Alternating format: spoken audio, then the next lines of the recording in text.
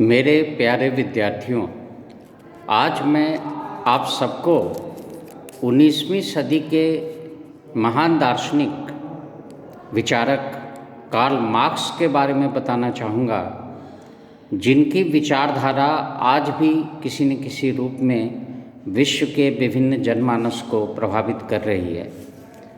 Karl Marx के बारे में ये कहा जाता है कि वो एक क्रांतिकारी समाजवादी विचारक थे और मार्क्सवाद अर्थात मार्क्स की विचारधारा सामाजिक परिवर्तन का एक क्रांतिकारी सिद्धांत माना जाता है।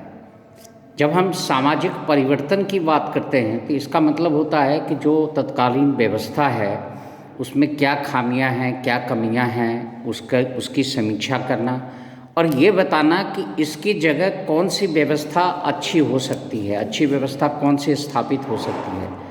तो कार्ल मार्क्स एक ऐसा दार्शनिक है जिसके बारे में इन्होंने क्रांतिकारी समाजवादी विचारधारा का प्रतिपादन किया।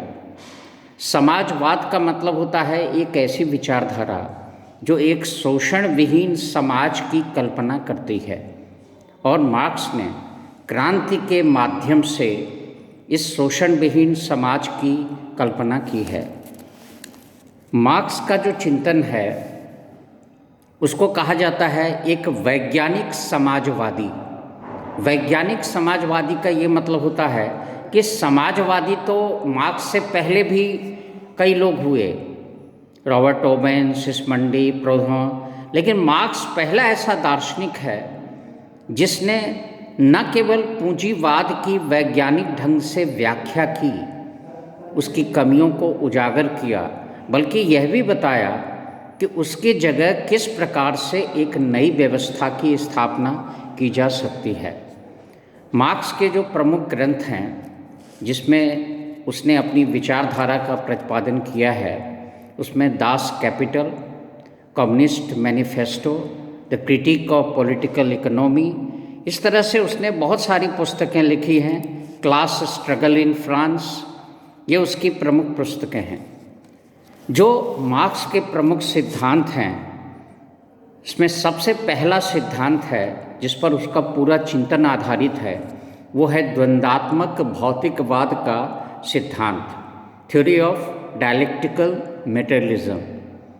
आप ये देखें कि इसमें दो शब्द हैं, द्वंद्ववाद, भौतिकवाद। द्वंद्व का मतलब होता है दो परस्पर विरोधी तत्वों के बीच संघर्ष, और भौतिकवाद का मतलब होता है भौतिक तत्व या आर्थिक तत्व की प्रधानता।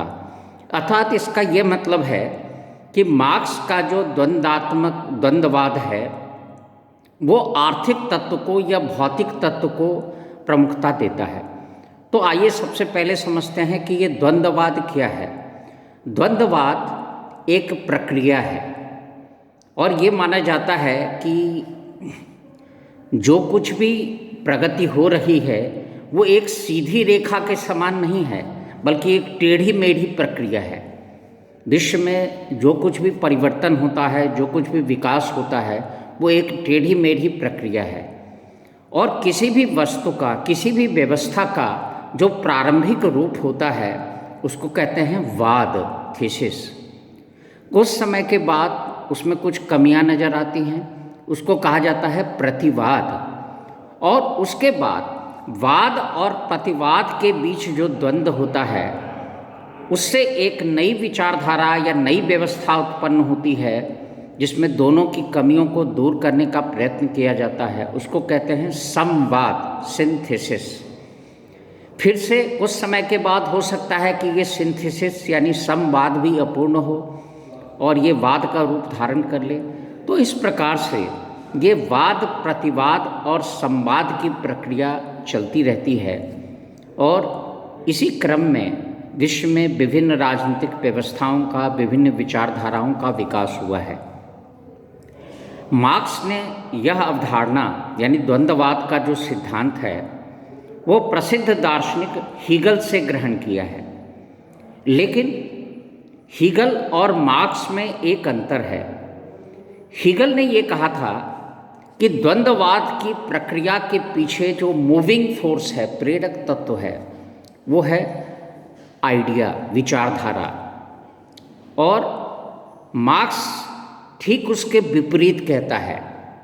मार्क्स का ये कथन है कि मानव चेतना उसके अस्तित्व का निर्धारण नहीं करती, बल्कि उसका सामाजिक अस्तित्व ही उसकी चेतना को प्रभावित करता है।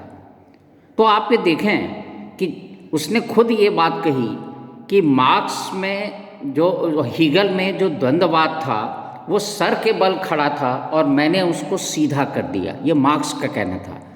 क्योंकि हीगल कहता है कि पहले किसी वस्तु का विचार आता है, फिर उसकी भौतिक अभिव्यक्ति होता है, लेकिन मार्क्स कहता है कि नहीं, भौतिक तत्व ही विचार को निर्धारित करता है। यानी मानव चेतना उसके अस्तित्व का निर्धारण नहीं करती, उसका सामाजिक अस्तित्व ही उसकी चेतना को प्रभावित करता है। तो इस प्रकार से आप देखें कि मार्क्स का जो चिंतन है वो भौतिक तत्व को या आर्थिक तत्व को प्रमुखता देता है और यह मानकर चलता है कि जो राजनीतिक व्यवस्थाएं जिस तरीके से विकसित हुई हैं वो इसी द्वंद्ववाद की प्रक्रिया यानी वाद, प्रतिवाद और संवाद की प्रक्रिया से संचालित होती हैं। अब मार्क्स क्या करता है कि इस सिद्धांत के आधार पर पूरे मानव इतिहास की व्याख्या करता है और यह समझाने का प्रयत्न करता है कि किस प्रकार से आर्थिक तत्व या भौतिक तत्व निर्णायक तत्व का कार्य करते रहे हैं। मार्क्स कहता है कि आप ये देखें कि सबसे जो प्रारंभिक अवस्था थी उसको उसने नाम दिया है स्टेज ऑफ प्रिमिटिव कम्युनिज्म, प्रारंभिक साम्यवाद की अवस्था। यानी वो अवस्था जिसमें समाज का विभाजन वर्गों में नहीं था, कोई ऊंच नीच नहीं था, कोई व्यक्तिगत संपत्ति नहीं थी, कोई झगड़ा फसाद नहीं था, कोई राज्य नहीं था। तो वो ये कहता है कि ये जो अवस्था थी उसमें सबको प्रकृति से अपनी आवश्यकताओं को पूरा करने के लिए पर्याप्त संसाधन उपलब्ध हो जाते थे और कोई संपत्ति का संचय नहीं करता था। तो ये बिल्कुल शोषण विहीन अवस्था थी और कोई विवाद भी नहीं था, कोई झगड़ा फसाद नहीं था, तो राज्य भी नहीं था। फिर मार्क्स कहता है कि जैसे जैसे समय में परिवर्तन आया, उत्पादन की प्रणाली परिवर्तित हुई, तो उसके बाद ये कहता है कि जब कृषि का आगमन हुआ, पहले आखेट अवस्था थी, व्यक्ति इधर उधर घूमता था, फिर पशुपालन की अवस्था आई, फिर कृषि की अवस्था आई, व्यक्ति एक जगह स्थायी रूप से रहने लगा, उसके बाद व्यक्तिगत संपत्ति का आगमन हुआ। तो यही से मार्क्स कहता है कि जो समाज की बुराइयां हैं वो प्रारंभ हो गई और जो एक वर्ग था, शक्तिशाली वर्ग था, उसने उत्पादन के सबसे महत्वपूर्ण साधन भूमि पर कब्जा कर लिया, ज़्यादा से ज़्यादा भूमि पर, और दूसरे लोगों को दास बना लिया, गुलाम बना लिया। तो इस प्रकार से मार्क्स कहता है कि एक अवस्था उत्पन्न हुई, दास प्रथा की अवस्था, जिसमें समाज का विभाजन दो वर्गों में था। एक था स्वामी जिसके पास सब कुछ था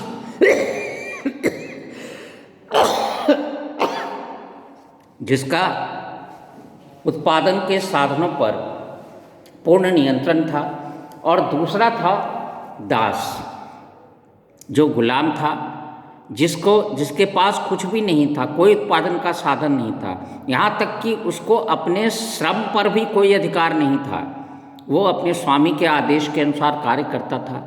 तो मार्क्स कहता है कि यही से समाज का विभाजन दो वर्गों में हुआ, एक शोषक बन गया जो स्वामी बन गया और दूसरा शोषित यानी दास। लेकिन मार्क्स ये भी कहता है कि उत्पादन की प्रणाली या सामाजिक व्यवस्था या राजनीतिक व्यवस्था कभी स्थिर नहीं होती। उनका ये कहना था कि जैसे हम पानी को गर्म करते हैं और पानी का तापमान 100 डिग्री सेंटीग्रेड पहुंचता है तो वह वाष्प में परिवर्तित हो जाता है। उसी प्रकार जब किसी व्यवस्था का अंतर्द्वंद अपनी चरम सीमा पर पहुंचता है तो एक नई व्यवस्था का अभ्युदय होता है जो कि पिछली व्यवस्था से बेहतर होती है। मार्क्स ये कहता है कि ये जो द्वंद्ववाद की प्रक्रिया है, द्वंद्व मतलब संघर्ष, ये जो प्रक्रिया है ये दास प्रथा से प्रारंभ होती है। स्वामी और दासों में समाज का विभाजन है। एक का सारे उत्पादन के साधनों पर नियंत्रण है, दूसरे के पास कुछ नहीं है। फिर वो कहता है कि जब धीरे धीरे इस व्यवस्था का अंतर्द्वंद अपनी चरम सीमा पर पहुंचा तो एक नई व्यवस्था का अभ्युदय हुआ जिसको वो कहता है सामंतवाद की अवस्था। अब इस अवस्था में मार्क्स कहता है कि इस अवस्था में भी समाज का विभाजन दो वर्गों में है, क्योंकि मार्क्स प्रारंभ से ही कहता है कि मानव जाति का इतिहास वर्ग संघर्ष का इतिहास है। जब से ये समाज का विभाजन हुआ है, दो वर्ग होते हैं, एक शोषक होता है, डोमिनेंट होता है, और दूसरा शोषित होता है। तो जिस प्रकार से दास प्रथा में एक तरफ स्वामी था, दूसरी तरफ दास था, उसी प्रकार सामंतवाद की अवस्था में एक तरफ सामंत वर्ग है, दूसरी तरफ किसान है। लेकिन वो कहता है कि एक अंतर है, सामंतवाद की अवस्था दास प्रथा से थोड़ी बेहतर है, क्योंकि दास प्रथा में जो दास लोग थे उनका कुछ भी अधिकार नहीं था, उनको अपने शरीर पर भी अधिकार नहीं था कि कितने घंटे काम करेंगे, क्या भोजन करेंगे। लेकिन अब उनको एक भूमि का टुकड़ा दे दिया गया, कहा कि तुम इस पर कृषि का कार्य करो। लेकिन अब भी जो सामंत वर्ग था, जो जमींदार था, वो टैक्स के रूप में, कर के रूप में उसकी पैदावार का एक बड़ा हिस्सा प्राप्त करता था। तो अगर वो विरोध करता था तो उसको सख्ती से दबाता था। तो इस प्रकार से मार्क्स कहता है कि सामंतवाद की अवस्था में भी शोषण की प्रक्रिया विद्यमान है, वर्ग संघर्ष है, समाज का विभाजन दो परस्पर विरोधी वर्गों में है।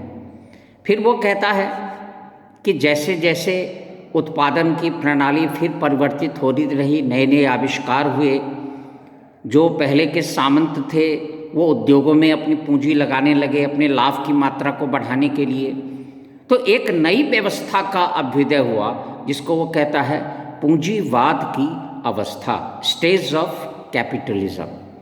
अब मार्क्स कहता है कि पूंजीवाद की अवस्था दास प्रथा और सामंतवाद की अवस्था दोनों से बेहतर है। कैसे बेहतर है? वो कहता है कि दास प्रथा में जो शोषित वर्ग था, दास था, उसको तो कुछ भी अधिकार नहीं था, अपने श्रम पर भी कोई अधिकार नहीं था। फिर आई सामंतवाद की अवस्था, उसमें थोड़ा बहुत अधिकार दिए गए, लेकिन अब भी उसका बहुत बड़े पैमाने पर शोषण होता था, उसको कोई राजनीतिक सामाजिक अधिकार नहीं थे।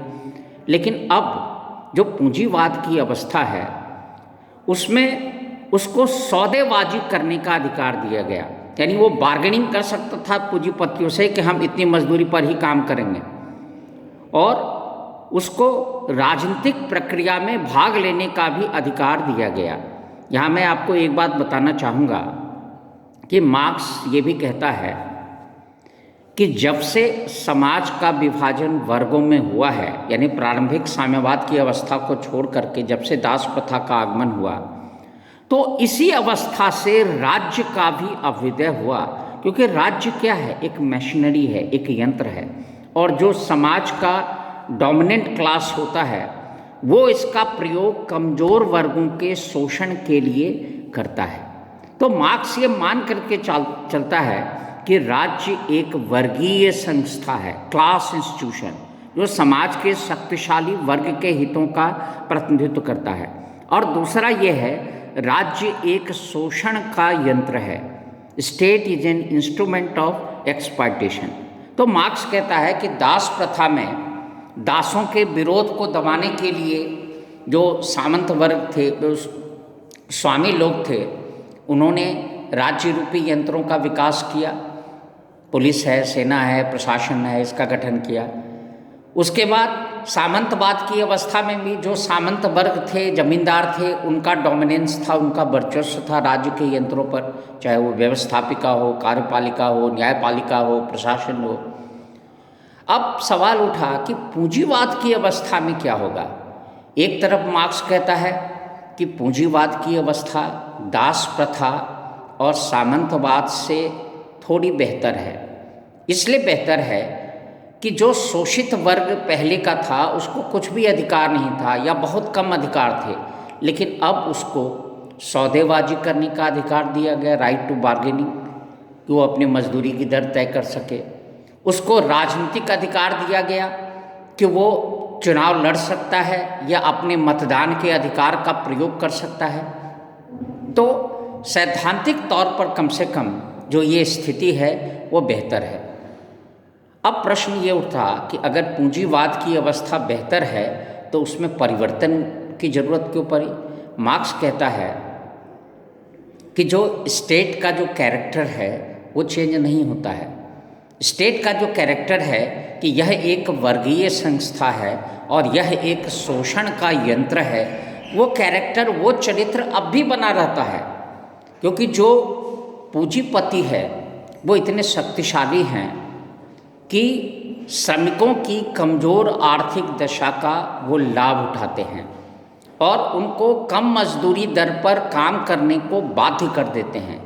उसको है बार्गेनिंग पावर है, लेकिन मान लीजिए कि बाज़ार में डिमांड बहुत है किसी चीज़ की और जितनी डिमांड है उससे कहीं ज़्यादा सप्लाई है, यानी एक पूंजीपति को 2-4 मजदूर चाहिए और 10 मजदूर बेरोजगार घूम रहा है, काम चाहिए उसको, तो वो क्या करेगा, सौदेबाजी करता है, सोचता है बेरोजगार रहेंगे उससे कम दर पर मजदूरी कर लो। तो मार्क्स कहता है कि सिद्धांत में तो उसको सौदेबाजी का अधिकार है, लेकिन व्यवहार में श्रमिकों का शोषण अब भी होता है और उसको कम मजदूरी पे काम करने को बाध्य होना पड़ता है। अब सवाल ये उठा कि जब उसको वोट देने का अधिकार है, चुनाव लड़ने का अधिकार है, तो इन अधिकारों का प्रयोग क्यों नहीं करता वो अपनी स्थिति को बदलने के लिए।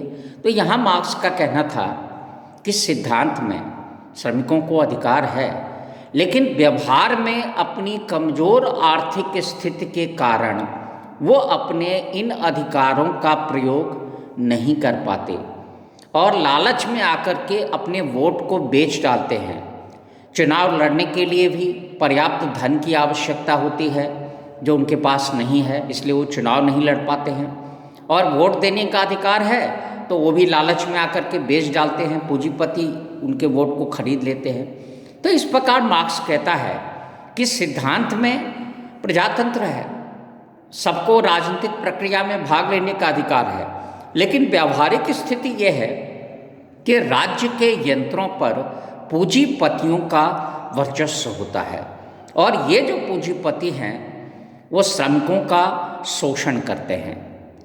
अब मार्क्स ने पूंजीवाद में शोषण की अवस्था को दर्शाने के लिए एक नया सिद्धांत दिया जिसको कहते हैं अतिरिक्त मूल्य का सिद्धांत, थ्योरी ऑफ सरप्लस वैल्यू। इसका सीधा सा ये मतलब है, मार्क्स का ये कहना था कि किसी भी वस्तु का बाजार मूल्य उसमें लगाए गए श्रम की मात्रा द्वारा निर्धारित होता है। ये ठीक है, पूंजीपति पूंजी लगाता है, लेकिन पूंजी अपने आप नहीं बढ़ती है। उसमें वो फैक्ट्री खोलता है, उसमें श्रमिक कार्य करता है, वस्तु की गुणवत्ता को बढ़ा देता है, तो उसकी जो मार्केट वैल्यू है, उसकी बाजार मूल्य है, वो बहुत ज़्यादा हो जाती है। लेकिन वो ये कहता है कि पूंजीपति करता क्या है कि जितना वैल्यू, जितना मूल्य वो जनरेट करता है, यानी जितना श्रमिकों को मिलना चाहिए, जैसे मान लीजिए किसी वस्तु का बाजार मूल्य 200 रुपये है और पूंजीपति कहता है कि मैंने 100 रुपये इसमें पूंजी लगाई है, चलिए कोई बात नहीं, उसकी पूंजी उसे वापस दे दीजिए। लेकिन 100 रुपये जो है वो तो श्रमिकों का जनरेट किया हुआ है, लेकिन पूंजीपति क्या करता है, इसका बहुत छोटा सा हिस्सा उसको 10 रुपये 20 रुपये मजदूरी में देता है और बाकी जो उसका वैल्यू है, उसकी जो मूल्य है, उसकी जो रकम है, उसको हड़प लेता है। और इसलिए इसको मार्क्स कहता है कि सरप्लस वैल्यू, यानी वो वैल्यू, वो मूल्य, वो कीमत जो श्रमिकों को मिलनी चाहिए लेकिन पूंजीपति उसको नहीं देता है। तो इस प्रकार से मार्क्स कहता है कि ये सरप्लस वैल्यू, अतिरिक्त मूल्य जितना होगा वो उतनी ज़्यादा शोषण की मात्रा को दर्शाएगा। और इस प्रकार से मार्क्स कहता है कि पूंजीवाद की अवस्था दास प्रथा की अवस्था या सामंतवाद की अवस्था से थोड़ी बेहतर जरूर है, लेकिन इसमें भी समाज का विभाजन दो वर्गों में होता है।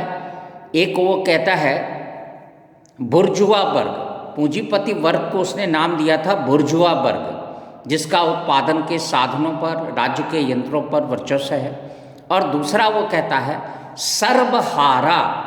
सर्वहारा मतलब सब कुछ हार चुका है, उसके पास केवल अपना श्रम है जिसके लिए वो बार्गेनिंग कर सकता है। और इस प्रकार से वो ये कहता है कि पूंजीपति राज्य के यंत्रों पर अपना वर्चस्व कायम करते हैं और वो श्रमिक अगर कोई विरोध करता है, अपनी स्थिति में सुधारने के लिए आंदोलन करता है, तो उस आंदोलन को कुचलने की कोशिश करते हैं और उनको कम मजदूरी पर कार्य करने को बाध्य करते हैं। और इस प्रकार से मार्क्स कहता है कि शोषण की प्रक्रिया पूंजीवाद की अवस्था में भी विद्यमान रहती है। लेकिन मार्क्स को पूरा ये विश्वास था कि इस व्यवस्था का भी एक दिन अंत जरूर होगा। जैसे सामंतवाद की अवस्था, दास प्रथा की अवस्था समाप्त हो गई, सामंतवाद की अवस्था समाप्त हो गई, वैसे ही पूंजीवाद में भी उसके विनाश के बीच खुद निहित होते हैं। वो ये कहता है पूंजीवाद का सिद्धांत क्या है? पूंजीवाद का सिद्धांत है मुक्त प्रतियोगिता, और मुक्त प्रतियोगिता में बड़े पूंजीपति मध्यम और छोटे पूंजीपतियों को उसी प्रकार नष्ट कर देते हैं जैसे तालाब में बड़ी मछलियाँ छोटे मछलियों का भक्षण करती है, उनको नष्ट कर देती है। वो ये कहता है मुक्त प्रतियोगिता में हर आदमी ये चाहता है कि हमको कम कीमत पर अच्छी वस्तुएं मिले, कंपटीशन होता है।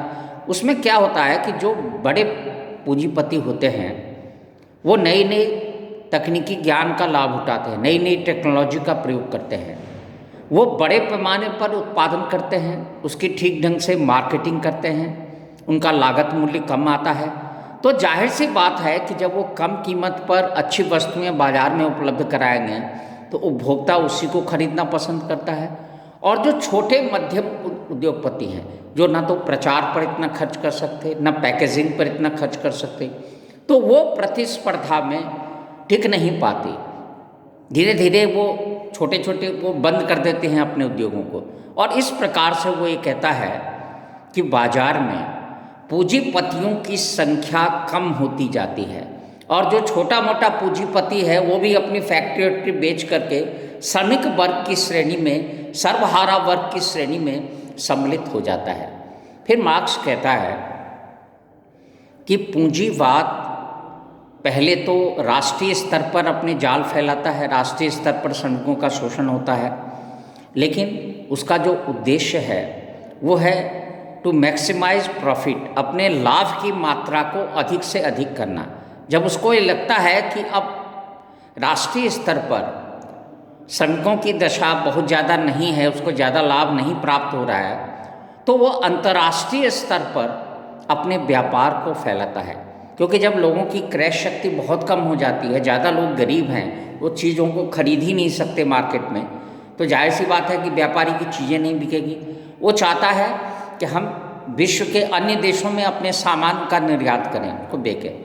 और इस प्रकार से मार्क्स कहता है कि यातायात और संचार माध्यमों के विकास के साथ ही पूंजीपतियों ने विश्व के अन्य देशों में वो अपना व्यापार फैलाएंगे। उसने ये कल्पना की थी कि इस प्रकार से एक समय ऐसा आएगा पूरे विश्व स्तर पर कि उसको वो कहता है कि ओवर प्रोडक्शन लेस कंजम्पशन, यानी उत्पादन बहुत ज़्यादा होगा लेकिन खरीदने वाला नहीं होगा।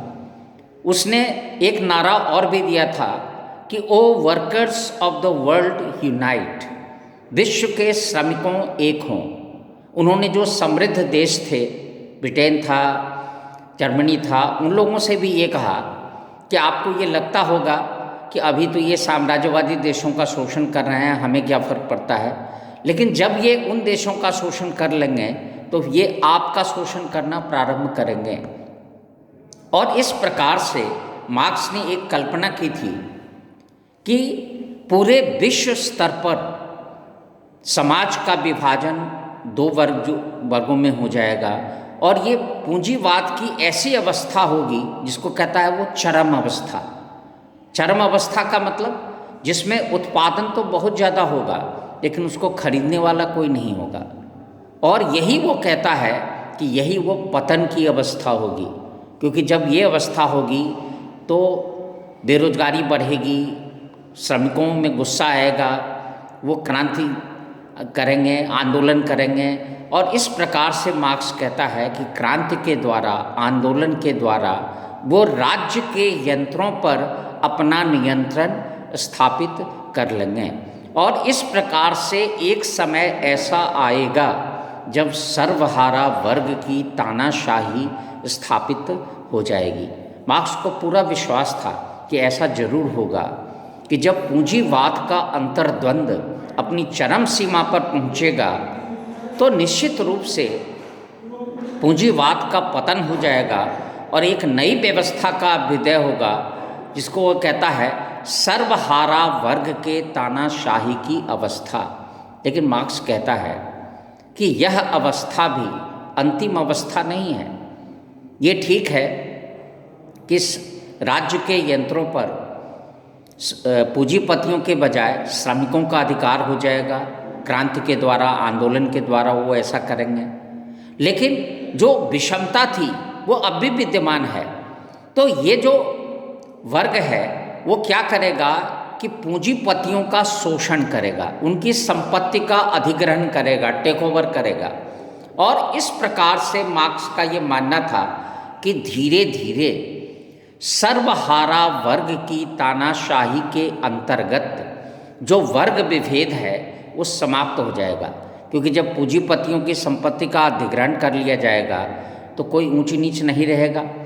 वो ये भी कहता है कि प्रत्येक व्यक्ति अपने योग्यता और क्षमता के अनुसार राज्य के कार्यों में योगदान देगा और उसको कार्य के अनुसार मजदूरी दी जाएगी। और इस प्रकार से जो संघर्ष की प्रक्रिया है, शोषण की प्रक्रिया है, वो समाप्त हो जाएगी।